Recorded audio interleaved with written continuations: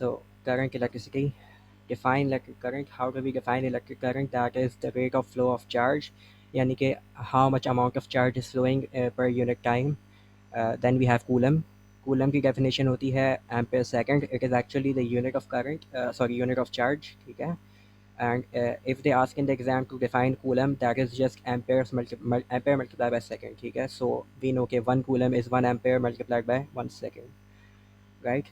And a note जो question में बहुत हेल्प करेगा कि ब्राइटनेस ऑफ अ लैम्प, अगर कोई लैम्प एक सीरीज में एक सर्किट में कनेक्ट हुआ हुआ है लैम्प, तो उसकी जो ब्राइटनेस होती है that is dependent on current, ठीक है.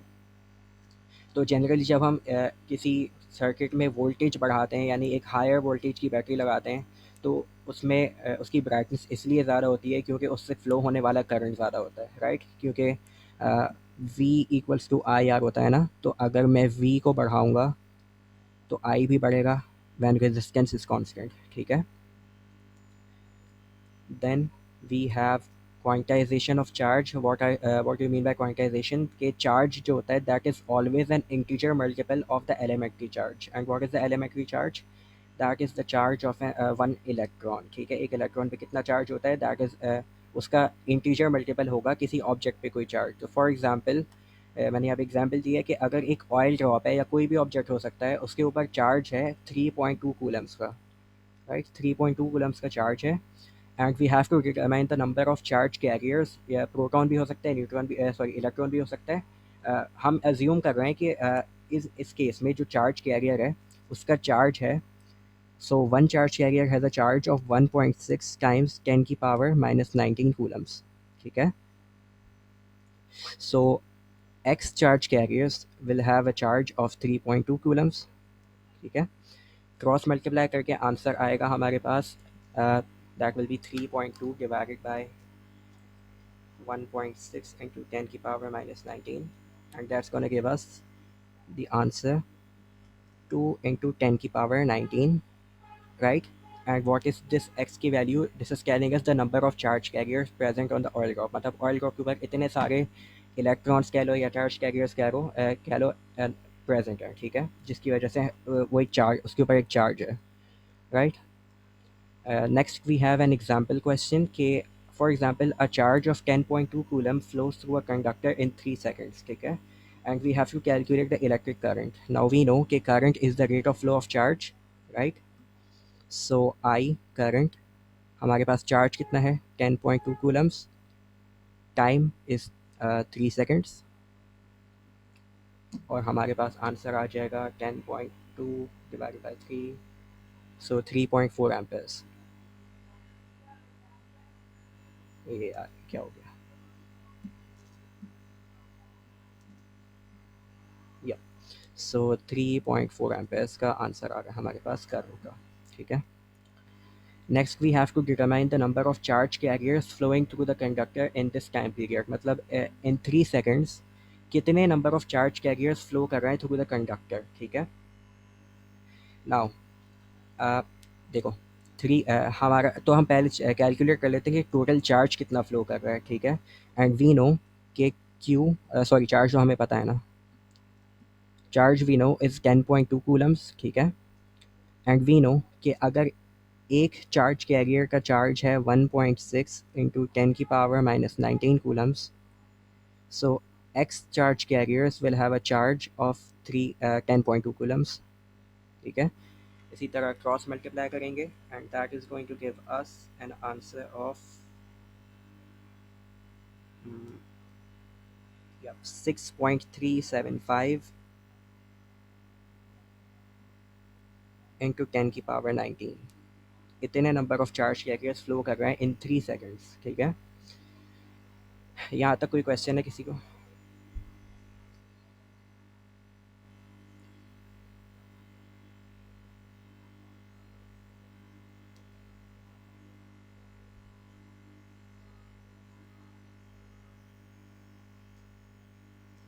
You guys can hear me now?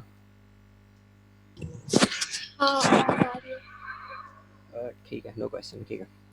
So next is grief velocity. Grief velocity basically definition ये है कि एक इलेक्ट्रॉन कितनी स्पीड या कितनी वेलोसिटी के साथ एक कंडक्टर से मूव कर रहा है, इन अ कंडक्टर मूव कर रहा है, जब उसको मैं एक पावर सप्लाई से कनेक्ट करता हूँ। What I mean by power supply is जब मैं उसको पोटेंशियल देता हूँ, राइट? जब मैं उसको एक वोल्टेज दे रहा हूँ from a positive terminal to a negative terminal में फ्लो करा रहा हूँ, तो वो कितनी वेलोसिटी के साथ फ्लो कर रहा है, that it defines the drift velocity, ठीक है? And how do you derive the formula for drift velocity? इसकी डेरिवेशन बहुत आसान है। लाइक एक कंडक्टर है, यहाँ पे एक कंडक्टर बना हुआ है, इसके अंदर एक इलेक्ट्रॉन है, ये रहा इलेक्ट्रॉन, ठीक है? And it is moving with some velocity and we don't know what the velocity is, ठीक है? कंडक्टर की length is L and cross sectional area is A, ठीक है? सो वॉल्यूम क्या हो जाएगा? That will be cross sectional area multiply by length, ठीक है? ये वॉल्यूम हो गया। एंड वी आर अज्यूमिंग कि अगर 1 मीटर क्यूब में वी हैव एन इलेक्ट्रॉन्स, ठीक है? तो ए एल मीटर क्यूब जो कि हमने ऊपर वॉल्यूम निकाला है उसमें कितने इलेक्ट्रॉन्स होंगे? That will be N A L electrons, ठीक है? नाउ अगर वन इलेक्ट्रॉन सॉरी अगर जैसे 1 इलेक्ट्रॉन का चार्ज है ई, ठीक है? मैं उसको ई अस्यूम कर रहा हूँ। ई की वैल्यू क्या है? 1.6 इंटू 10⁻⁻19, ठीक है? तो देयरफॉर मेरे पास अगर एन इलेक्ट्रॉन्स हैं तो उनका चार्ज क्या हो जाएगा? N multiply by e, right? और अगर मेरे पास एन ए एल इलेक्ट्रॉन्स हैं तो मेरा चार्ज क्या हो जाएगा? N A L e, right? E और क्यू एक ही चीज़ है, मैंने यहाँ पे क्यू लिखा हुआ है, that is E, same thing, ठीक है? नाउ वी ऑल्सो नो कि velocity is distance over time and what is distance in this case? Distance is the length of the conductor, ठीक है? तो लेंथ ओवर टाइम, तो मैंने यहाँ पे लेंथ को वो बनाया, सब्जेक्ट बनाया, and that gives me the expression for length, so we T, ठीक है? मैंने लेंथ को यहाँ पे सब्सटीट्यूट कर दिया, ठीक है? एल की जगह वी टी मैंने सब्सटीट्यूट कर दिया, तो मेरा टोटल चार्ज बन गया N A V T Q, right? Now यहाँ तक कोई मसला?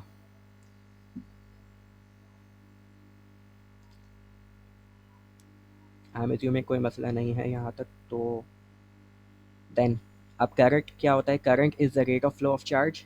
नाउ चार्ज हमने यहाँ पे ऊपर एक्सप्रेशन इसकी निकाली है चार्ज की, ठीक है?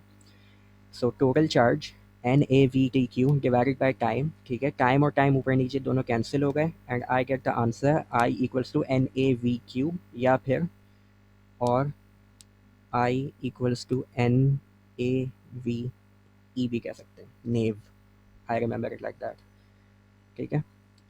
So this is drift velocity. So now some definitions जो कि इम्पॉर्टेंट हैं। लाइक इससे हेल्प तो कुछ नहीं होगी, लेकिन एग्ज़ाम में लिखने को आए तो ये लिखना है, क्योंकि याद अगर करनी है डेफिनेशंस तो लाइक सिमिलर डेफिनेशंस है, इतना मसला नहीं होगा, लेकिन समझने के लिए ये डेफिनेशंस काम नहीं आएंगी। समझने के लिए कॉन्सेप्ट जो मैं बताऊंगा that will be helpful. So for 1 और 2 मार्क्स जो डेफिनेशन एग्जाम में लिखने को होगी, they are as follows: electromotive force E M F, it is the energy converted from other forms like chemical energy to electrical energy per unit positive charge. यानी battery के अंदर जो chemicals होते हैं, जो केमिकल एनर्जी होती है वो जो इलेक्ट्रिकल एनर्जी में कन्वर्ट हो रही होती है पर यूनिट पॉजिटिव चार्ज, मतलब एक यूनिट पॉजिटिव चार्ज को जितनी एनर्जी मैं प्रोवाइड कर रहा हूँ फ्रॉम अ केमिकल, ठीक है? दैट इज़ इलेक्ट्रोमोटिव फोर्स, ठीक है? Then we have terminal potential difference, ठीक है? Now it is the work done to drive a unit positive charge around the external circuit from one end of the battery to the other, ठीक है? अगर मैं एक छोटा सा यहाँ पे सर्किट बना के दिखाऊँ, या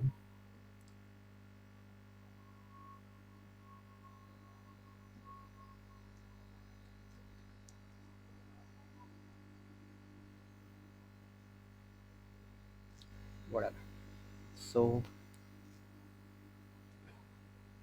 ठीक है, दिस इज़ माई अजीब सा सर्किट, लेकिन यू गेट द पॉइंट, ठीक है? तो जो अगर इस बैटरी में जो मैंने बैटरी बनाई है इसके पास कोई इंटरनल रेजिस्टेंस है, ठीक है? मैं यहाँ पे इंटरनल रेजिस्टेंस भी शो कर देता हूँ,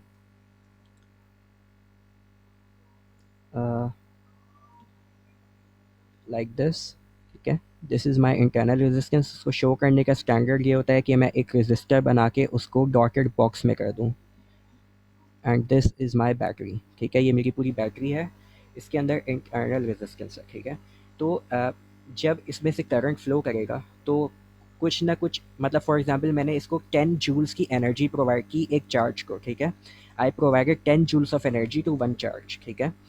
वो चार्ज फ्लो कर रहा है, उसको इंटरनल रेजिस्टेंस जितना उसकी एनर्जी को रिड्यूस कर रही है ना, that we term as lost volts, ठीक है। तो for example a current of एक मिनट, या so for example I provided an EMF of 10 volts, ठीक है, एंड द करंट, या फिर एक काम करते हैं, इधर एक और रेजिस्टर बना देते हैं ताकि पोटेंशियल डिफरेंस भी समझ आ जाए, ठीक है। सो नाउ इंटरनल रेजिस्टेंस को मैं सपोज कर रहा हूँ is 2 ohms, and external resistance को मैं सपोज कर रहा हूँ 10 ओम्स, ठीक है।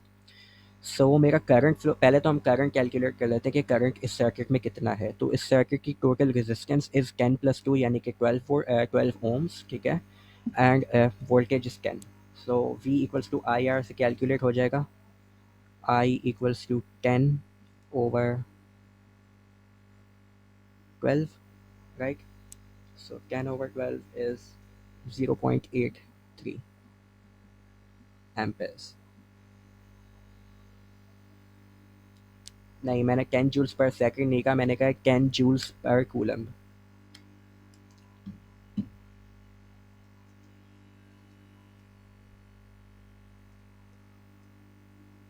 ठीक है। So I calculated the current in the circuit, ठीक है, 0.83 एम्पेयर्स। अब मैं ये चेक करता हूँ कि मेरा इस ईएमएफ में से कितना वोल्टेज इस वाले रेजिस्टर को और इसकी रेजिस्टेंस को ओवरकम करने के लिए मुझे एक चार्ज, फॉर एग्जांपल एक चार्ज को some amount of energy spend करनी पड़ेगी ना, ताकि वो it can move across the resistor, ठीक है। इंटरनल रेजिस्टेंस को कवर करने के लिए, उससे उसको उसको पास करने के लिए, उससे गो थ्रू करने के लिए उसको कुछ ना कुछ एनर्जी स्पेंड करनी पड़ेगी। उसकी एनर्जी पहले थी 10 जूल्स पर कूलम, एक कूलम के पास 10 जूल्स की एनर्जी थी, ठीक है। मैं कैलकुलेट कर लेता हूँ कि उसको कितनी एनर्जी स्पेंड करनी पड़ी to move across the internal resistance, and that will be R equals to V/I, ठीक है। मैं इसको IRI लिख रहा हूँ फॉर इंटरनल रेजिस्टेंस, ठीक है। वोल्टेज मैंने उसको जो प्रोवाइड किया था, right, that was 10, and sorry मैं क्या कर रहा हूँ, मुझे VI निकालना है। Voltage spend in internal resistance V equals to IR, current पूरे सर्किट में सेम रहेगा as long as it is in series, ठीक है, and internal resistance is 2, right. सो मेरा आंसर आ रहा है, फ्रैक्शन में लिख देता हूँ 5/3 वोल्ट्स, ठीक है। 5/3 वोल्ट्स की मतलब मुझे इतने एनर्जी, एक चार्ज को इतनी एनर्जी स्पेंड करनी पड़ी अपनी 10 जूल्स में से, ताकि वो इस इंटरनल रेजिस्टेंस को ओवरकम कर सके। मतलब जब वो चार्ज यहाँ से आएगा, मतलब अगर मैं थोड़ा सा इसको बेहतर समझाने के लिए मैं इसकी पोलैरिटी को थोड़ा सा रिवर्स करके बनाऊँ, लाइक दिस, ठीक है, ताकि बेहतर समझ आए थोड़ा सा। Can be use unity method, confuse हो जाओगी, आई वुड से मत यूज़ करना। लाइक ये बहुत सिंपल है, अभी यूनिटी मेथड की ज़रूरत ही पड़ेगी, आगे के क्वेश्चंस में अगर ज़रूरत पड़ी तो हम कर सकते हैं, ठीक है। So out of these 10 volts, ठीक है, उस चार्ज को 5/3 वोल्ट्स ऑफ एनर्जी स्पेंड करनी पड़ी just to overcome the internal resistance.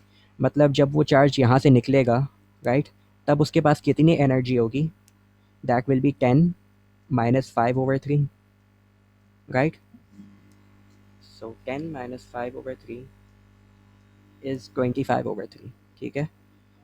So 25/3 joules per coulomb की एनर्जी का वोल्टेज या इतनी एनर्जी एक कूलम ऑफ चार्ज को अवेलेबल है जब वो इंटरनल रेजिस्टेंस से बाहर आएगा, ठीक है। और जब वो इस एक्सटर्नल रेजिस्टर के अंदर एंटर होगा, तब भी उसकी एनर्जी इतनी होगी, राइट। मतलब फॉर एग्जांपल अगर मैं यहाँ पर एक वोल्ट मीटर कनेक्ट करूँ,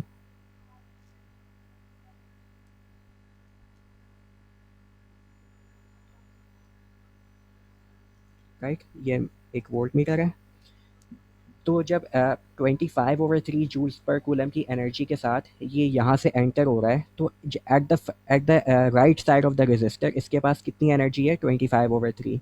लेकिन जब ये इस रेजिस्टर के थ्रू मूव करके बाहर आ जाएगा, तब इसके पास क्या, ज़ीरो एनर्जी होगी, राइट। इसने सारी की सारी एनर्जी डिसिपेट कर दी in the to overcome this external resistor, इस रेजिस्टर के थ्रू जब वो मूव करेगा तो सारी की सारी एनर्जी इट लॉस्ट, ठीक है, उसने सारी की सारी एनर्जी लूज़ कर ली।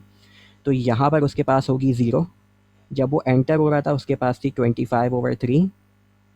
तो मेरा फॉर एग्जांपल यहाँ पर पोटेंशियल क्या था, इसको मैं पोटेंशियल कह रहा हूँ और इसको मैं पोटेंशियल कह रहा हूँ, राइट। सो माई पोटेंशियल, अगर मैं इसको पॉइंट अगर लेबल करूँ थोड़ा सा, if this is point A and this is point B, तो my potential at A is 25/3 and potential at B is zero. तो मेरा पोटेंशियल डिफरेंस क्या हो जाएगा, 25/3 माइनस ज़ीरो, यानी कि 25/3। ये क्या है, this is potential difference across the external resistor. इसको मैं कैपिटल आर लिख दूँ अगर, तो पोटेंशियल डिफरेंस अक्रॉस आर, मतलब इस रेजिस्टर के एक एंड पे मेरा पोटेंशियल था 25/3, दूसरे एंड पे पोटेंशियल था ज़ीरो। तो पोटेंशियल डिफरेंस इज 25/3, राइट। अब टर्मिनल पोटेंशियल डिफरेंस में समझा रहा था क्या होता है। तो बैटरी का एक टर्मिनल तो ये है ना, this is one terminal of the battery and this is another terminal of the battery. ये मेरा पॉजिटिव टर्मिनल है, ये मेरा नेगेटिव टर्मिनल है, क्योंकि मेरा पॉजिटिव साइड यहाँ लगी हुई है, नेगेटिव यहाँ लगी हुई है, ठीक है।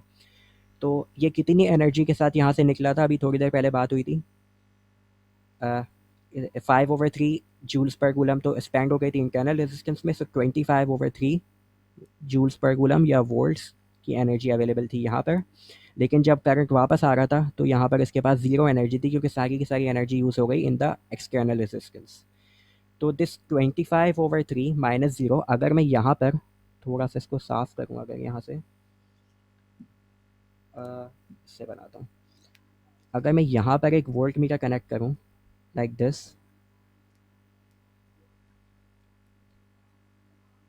तो मेरा पोटेंशियल एट दिस पॉइंट, इस पॉइंट पे मेरा पोटेंशियल है 25/3, इस पॉइंट पे मेरा पोटेंशियल है ज़ीरो। पोटेंशियल डिफरेंस क्या हो जाएगा, 25/3 माइनस ज़ीरो, यानी कि 25/3। ये क्या है मेरा, this is terminal potential difference. Battery के एक टर्मिनल पे जो पोटेंशियल था और दूसरे टर्मिनल जो पोटेंशियल था, उन दोनों पोटेंशियल का जो डिफरेंस है, that is terminal potential difference. इस सर्किट में एक और चीज़ नोट करने वाली ये है कि मेरी टर्मिनल पोटेंशियल डिफरेंस और पोटेंशियल डिफरेंस सेम है। ऐसा इसलिए है क्योंकि इस सर्किट में मेरे पास एक्सटर्नल एक्सटर्नल कंपोनेंट सिर्फ एक ही लगा हुआ है, राइट। अगर मैं एक और एग्जांपल अभी थोड़ी देर में दूंगा, उसमें मेरे पास अगर दो कंपोनेंट लगे हुए हैं तो हर कंपोनेंट का पोटेंशियल डिफरेंस अलग होगा और टर्मिनल पोटेंशियल डिफरेंस अलग होगा, ठीक है। इस केस में ऐसा इसलिए हो रहा था क्योंकि टर्मिनल पोटेंशियल डिफरेंस और जो पोटेंशियल डिफरेंस अक्रॉस रेजिस्टर वो सेम इसलिए था क्योंकि एक ही रेजिस्टर मेरे पास एक्सटर्नल लगा हुआ है, राइट। तो इलेक्ट्रोमोटिव फोर्स क्या थी कि मैंने एनर्जी शुरू में कितनी दी, 10 वोल्ट्स। आगे Q determine potential at B is 0 volts, क्योंकि सारा का सारा पोटेंशियल इज लॉस्ट, ठीक है। इस 10 ओम के रेजिस्टर में सारा का सारा पोटेंशियल लॉस्ट हो गया है, ठीक है, क्योंकि मेरे पास करंट लिमिटेड है। जो बैटरी के साथ करंट निकल रहा है, लाइक बैटरी पहले क्या देखती है, battery looks at all the external components, ठीक है, और फिर उसी के हिसाब से वो अपना वोल्टेज डिवाइड करती है, ठीक है। तो अगर मेरे पास यहाँ पर एक 100 वोल्ट की बैटरी भी होती ना, तब भी मेरे पास जो आखिरी कंपोनेंट लगा हुआ था ना, आखिरी कंपोनेंट से जब करंट बाहर आएगा तो उसका पोटेंशियल ज़ीरो होगा, क्योंकि पोटेंशियल डिवाइड हो जाता है equally in all of the components, ठीक है। और नबीहा मैंने ये कहा था कि टर्मिनल पोटेंशियल डिफरेंस और पोटेंशियल डिफरेंस ये दोनों अलग तब होंगे जब मेरे पास एक सर्किट में एक से ज़्यादा कंपोनेंट लगे हुए होंगे। अगर मेरे पास सिर्फ एक कंपोनेंट लगा हुआ है, लाइक इन दिस केस, तो मेरा टर्मिनल पोटेंशियल डिफरेंस और मेरा potential difference across this component, this will be same, right. So अगर मैं एक छोटी सी समरी दूँ यहाँ पर, तो जो 10 वोल्ट्स था दैट वाज ईएमएफ। नबीहा मैं आगे एक और एग्जांपल दूंगा, उससे समझ आ जाएगा, टेंशन नहीं लो। सो समरी देता हूँ, एक 10 वोल्ट्स क्या था, 10 volts was my EMF, the total amount of energy a battery can provide, मतलब वो इंटरनल रेजिस्टेंस को डिस्काउंट करते हुए, ठीक है। जब उसने इंटरनल रेजिस्टेंस में कुछ एनर्जी डिसिपेट कर दी, तो उसकी जो इनिशियल एनर्जी थी यानी कि 10 volts minus some energy that it lost in overcoming the internal resistance, उसका difference will be my potential terminal potential difference and the difference in the potential across a component connected in the external circuit, that is potential difference. ठीक है, potential difference हमेशा एक component का होता है, terminal potential difference battery के एक terminal से दूसरे टर्मिनल के बीच का होता है। ठीक है, सो अगर डेफिनेशन देखें potential difference across a component की, so it is the work done to drive a unit positive charge across a component. ठीक है, एक कंपोनेंट के अक्रॉस ड्राइव करने के लिए जितनी एनर्जी या जितना वर्क डन एक मुझे पॉजिटिव चार्ज के लिए करना पड़ रहा है, that is my potential difference across a component. So इसी से इसकी डेफिनेशन भी बन जाती है कि वर्क डन यानी वोल्टेज या कि potential difference P D work V is work done, क्या हो गया एक minute, is work done per unit charge. Right, तो मैंने यहाँ पे इसको रीअरेंज करके E equals to V W Q या वी हाँ वी क्यू या डब्ल्यू क्यू लिख देते हैं। ठीक है, अच्छा E क्या है यहाँ पे वो मैं बता देता हूँ। E कहाँ से आया, is it important for the entire voltage to be used up. देखो एक ऑलवेज यूज कर, इंपॉर्टेंस नहीं मतलब लाइक इसकी इंपॉर्टेंस क्या होगी, लेकिन एक सर्किट में सारा का सारा वोल्टेज हमेशा यूज़ हो जाता है। ठीक है, क्योंकि लाइक ऐसे सपोज करो, अगर मैं तुम्हें जो वर्क एनर्जी पावर का चैप्टर है उससे थोड़ी सी रेफरेंस देके समझाता हूँ। अगर मेरे पास 10 वोल्ट्स अवेलेबल है, ठीक है, और मेरे पास एक कंपोनेंट लगा हुआ है सर्किट में, उसको 5 वोल्ट्स चाहिए, मतलब एक कूलम ऑफ चार्ज को 10 जूल्स, हाँ मैं पास पेपर्स भी करवाऊंगा शायद। अगर मेरे पास एक चार्ज को मैं 10 जूल्स की एनर्जी देके भेजता हूँ कि तुम जाओ और जितने भी कंपोनेंट्स हैं उनसे गो थ्रू होकर वापस आ जाओ मेरे पास। ठीक है, तो मैंने जब उसको 10 जूल्स की एनर्जी दी और मेरे पास एक कंपोनेंट लगा हुआ है उसको 5 जूल्स की एनर्जी चाहिए पर यूनिट चार्ज। ठीक है, तो जो बाकी 5 जूल्स की एनर्जी है उसका क्या करेगा वो, law of conservation of energy तो हमें बताती है कि जितनी एनर्जी है वो कांस्टेंट होती है पूरे सर्किट में।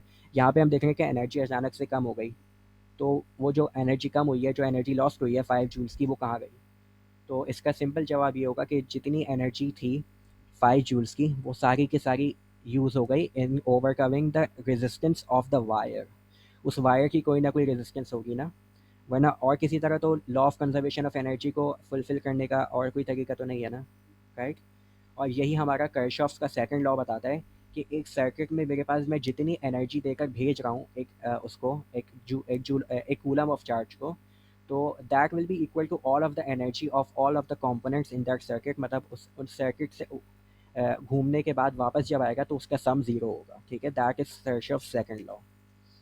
ठीक है, उसको अगले सेशन के में बात और डिटेल में बात कर देंगे। ठीक है, नाउ इंटरनल रेजिस्टेंस है, बहुत सिंपल है कि resistance offered by the chemicals inside the battery. ठीक है, then we have Ohm's law कि potential difference applied across a resistor is directly proportional to the current provided that is temperature remains constant, क्योंकि temperature affects resistance. और V is directly proportional to I, जब मैं proportionality का sign हटाऊंगा तो resistance जो है वो कांस्टेंट आती है। ठीक है, और वो कांस्टेंट तभी हो सकती है जब टेम्परेचर कांस्टेंट है, अगर टेम्परेचर बढ़ाऊंगा तो रेजिस्टेंस बढ़ जाएगी।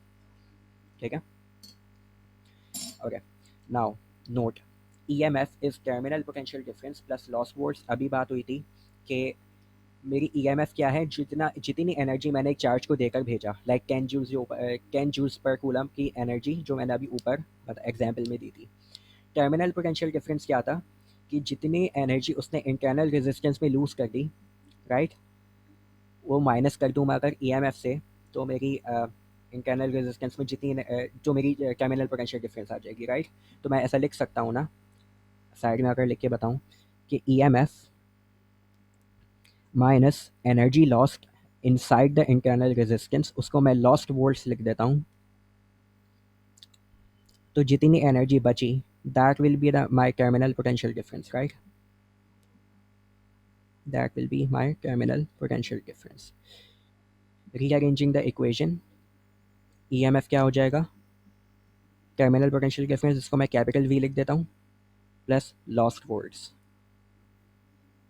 एंड लॉस्ट वोल्ट्स कैसे निकालते हैं, current multiplied by the internal resistance, मतलब इंटरनल रेजिस्टेंस में जितना करंट स्पेंड हुआ दैट इज लॉस्ट वोल्ट्स। तो मेरा फॉर्मूला क्या बन गया, EMF equals to V plus IR। ठीक है,